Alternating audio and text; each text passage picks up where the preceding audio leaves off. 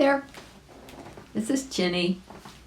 This is JB, J, Jelly, B, Belly, Jelly Belly. He loves books. Do you guys love books? Okay, we're going to do a story today from Old Mother West Wind. And this one is called Why Jimmy Skunk Wears Stripes. Jimmy Skunk, as everybody knows, wears a striped suit, a suit of black and white. There was a time, long, long ago, when all the skunk family wore black. Very handsome their coats were, too, a beautiful glossy black. They were very, very proud of them and took the greatest care of them, brushing them carefully ever so many times a day. There was a Jimmy Skunk then, just as there is now, and he was head of all the skunk family. Now, this Jimmy Skunk was very proud and thought himself very much a gentleman. He was very independent and cared for no one. Like a great many other independent people, he did not always consider the rights of others. Indeed, it was hinted in the wood and on the green meadows that not all of Jimmy Skunk's doings would bear the light of day, would be nice enough for people to know about, is what that means. It was openly said that he was altogether too fond of prowling about at night. But no one could prove that he was responsible for mischief done in the night, for no one saw him. You see, his coat was so black that in the darkness of the night it was not visible at all. Now, about this time of which I'm telling you, Mrs. Ruffed Grouse, that's a bird, a big bird, made a nest at the foot of the great pine, and in it she laid 15 beautiful buff eggs. Mrs. Grouse was very happy indeed. And all the little meadow folks who knew of her happiness were happy too, for they all loved shy, demure little Mrs. Grouse. Every morning when Peter Rabbit trotted down the lone little path, through the wood, past the great pine, he would stop for a few minutes to chat with Mrs. Grouse.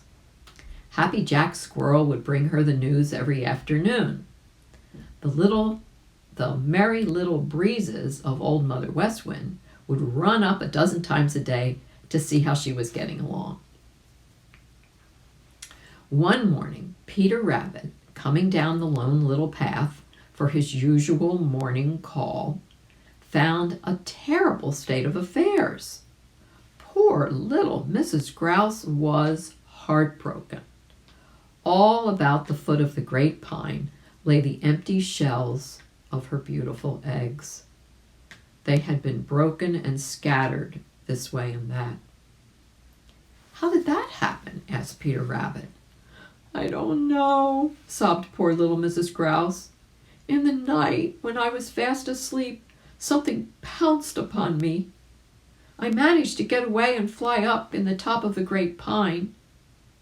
In the morning, I found all my eggs broken, just as you see them here."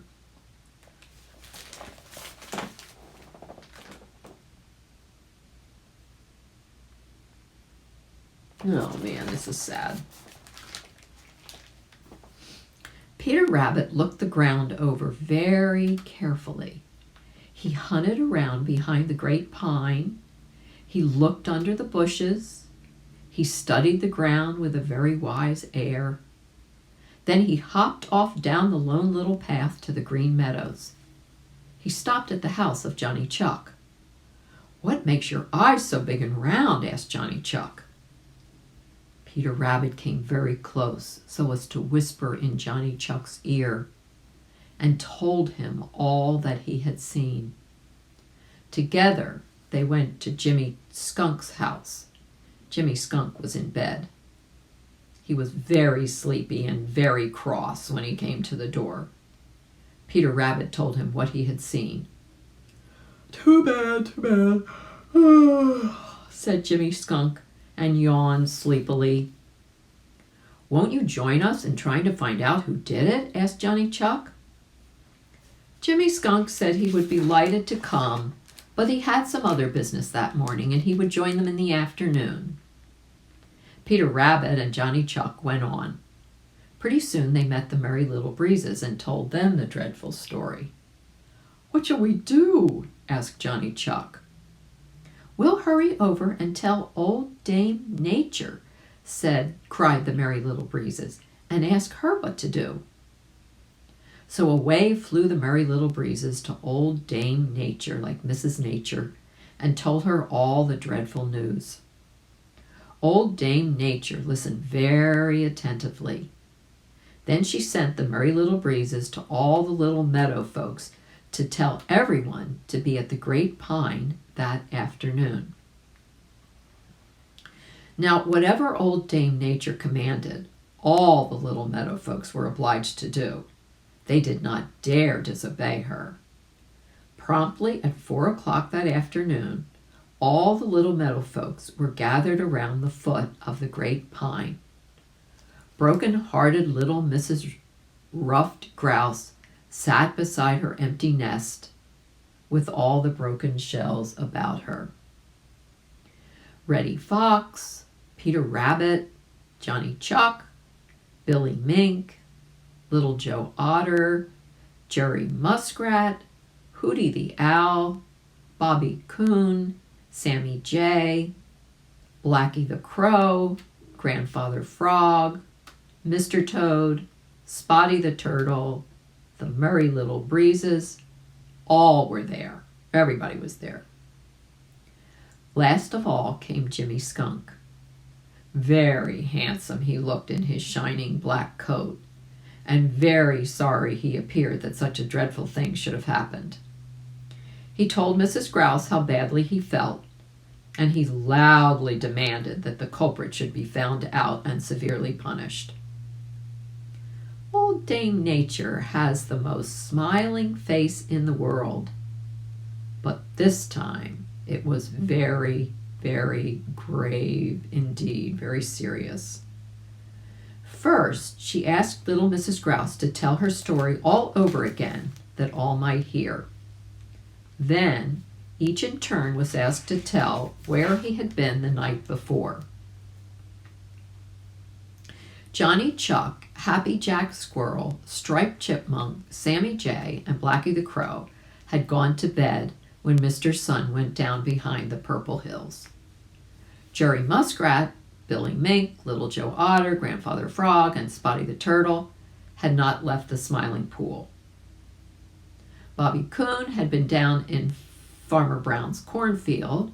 Hooty the Owl had been hunting in the lower end of the Green Meadows.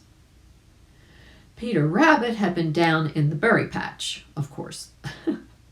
Mr. Toad had been under the big piece of bark, which he called home. Old Dame Nature called on Jimmy Skunk last of all. Jimmy protested that he had been very, very tired and had gone to bed very early indeed and had slept the whole night through. Then old Dame Nature asked Peter Rabbit what he had found among the eggshells that morning. Peter Rabbit hopped out and laid 3 long black hairs before old Dame Nature. "These," said Peter Rabbit, "are what I found among the eggshells." Then old Dame Nature called Johnny Chuck. "Tell us, Johnny Chuck," she said, "what you saw when you called at Jimmy Skunk's house this morning." "I saw Jimmy Skunk," said Johnny Chuck, "and Jimmy seemed very, very sleepy. It seemed to me that his whiskers were yellow." "That will do," said old Dame Nature, and then she called Old Mother West Wind. "What time did you come down on the Green Meadows this morning?" asked old Dame Nature. "Just at the break of day," said Old Mother West Wind, "as Mr. Sun was coming up from behind the Purple Hills." "And whom did you see so early in the morning?" asked old Dame Nature. I saw Bobby Coon going home from old Farmer Brown's cornfield, said Old Mother West Wind. I saw Hooty the Owl coming back from the lower end of the Green Meadows. I saw Peter Rabbit down in the berry patch. Last of all, I saw something like a black shadow coming down the lone little path toward the house of Jimmy Skunk. Everyone was looking very hard at Jimmy Skunk. Jimmy began to look very unhappy and very uneasy. Who wears a black coat? Asked Dame Nature. Jimmy Skunk, shouted all the little meadow folks. What might make whiskers yellow? Asked Old Dame Nature. No one seemed to know at first. Then Peter Rabbit spoke up. It might be the yolk of an egg, said Peter Rabbit. Who are likely to be sleepy on a bright sunny morning? Asked Old Dame Nature. People who have been out all night, said Johnny Chuck, who always goes to bed with the sun. Jimmy Skunk, said Old Dame Nature, and her voice was very stern indeed, and her face was very grave. Jimmy Skunk, I accuse you of having broken and eaten the eggs of Mrs. Grouse. What do you have to say for yourself? Jimmy Skunk hung his head. He hadn't a word to say. He just wanted to sneak away by himself.